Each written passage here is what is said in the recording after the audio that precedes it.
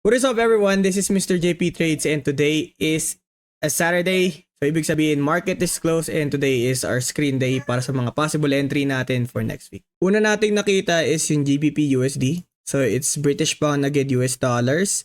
From downtrend, na-break niya yung ating trend line. Karoon sa ng consolidation and then na-break yung ating trend line. So that is our first bias.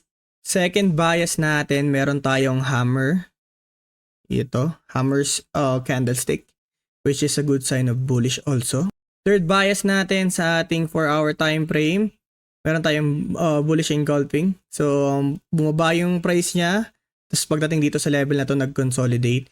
Trinay niya pang bumagsak pero umangat pa rin yung price. So, it's a good sign of bullish. Fourth bias natin is ang ating Fibonacci. So, from recent swing low to recent swing high, pasok siya dun sa ating entry level which is yung 0.5 and 0.618 ng Fibonacci. Ang ating TP1, itong ating zero level ng ating TP2 is yung negative 0.25.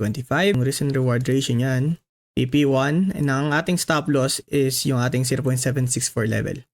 So sa ating TP1 meron kang 1:2 ratio, ng ating TP2 meron kang magiging 1:3 ratio.